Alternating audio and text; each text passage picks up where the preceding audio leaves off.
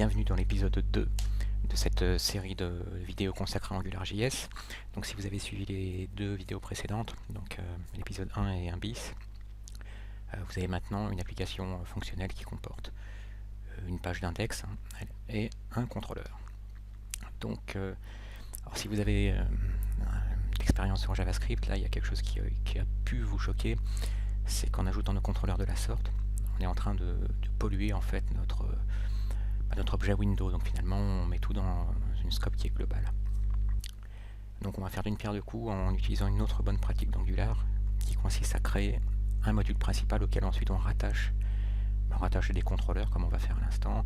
On peut rattacher aussi des factories, des filters, tout ce qu'on verra dans les vidéos suivantes. Donc commençons par créer notre fichier qu'on va appeler app.js. Donc c'est un fichier JavaScript de nouveau.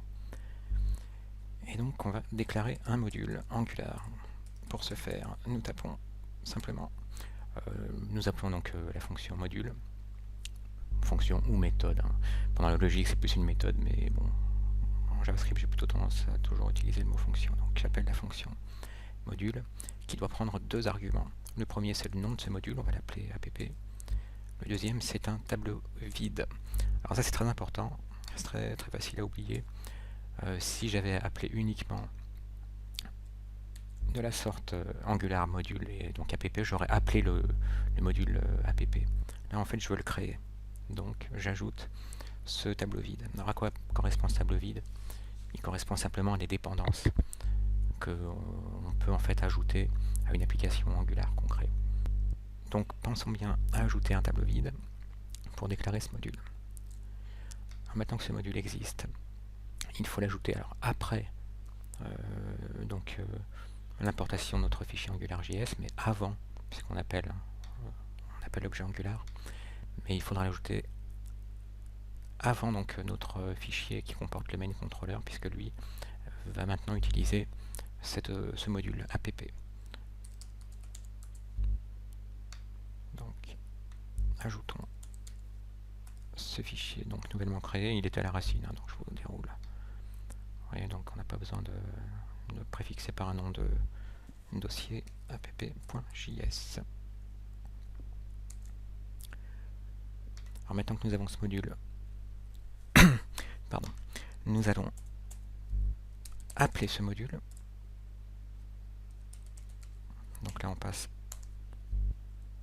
un seul paramètre.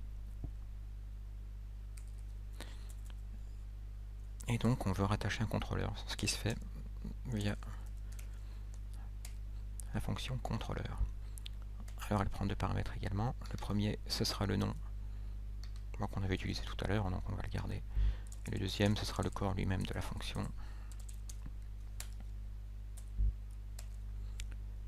Qui va contenir comme tout à l'heure simplement notre scope à laquelle on ajoute un message. Donc ça maintenant on n'en a plus besoin.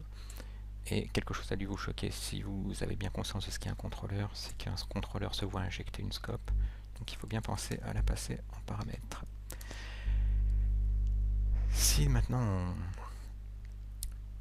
on lance notre application tout de suite, en fait on aura une erreur due au fait que notre application maintenant a un nom, et ce nom c'est le nom qu'on a indiqué ici, donc le nom de ce module principal, donc il faut l'indiquer en valeur de ngapp. Voilà, maintenant c'est fait. Et si je rafraîchis, les choses doivent bien se passer. Donc j'appuie sur F12 pour faire apparaître les outils de développement. Donc on voit que dans la console il n'y a pas d'erreur. Si j'avais oublié d'indiquer une valeur à ngapp, je vais le faire parce que pour vous montrer l'erreur qui s'affiche, ça vous arrivera tôt ou tard, cette étourderie. Eh bien on a une erreur et la console nous dit que le main controller is not a function gotten defined. En gros il ne trouve pas. Notre application ne trouve pas donc le contrôleur main controller. Et c'est tout simplement parce qu'on l'a rattaché maintenant à notre module app. Donc il faut bien préciser que notre application utilise ce module principal app. Voilà, donc c'était une vidéo assez rapide mais essentielle donc pour bien vous montrer qu'on rattache donc tout ce qu'on va créer, donc nos contrôleurs, nos filtres, nos directives, etc. On les attache maintenant à un module pour éviter en fait de polluer donc notre variable globale window et avoir un code vraiment modulaire. Merci d'avoir suivi cette vidéo et à la prochaine.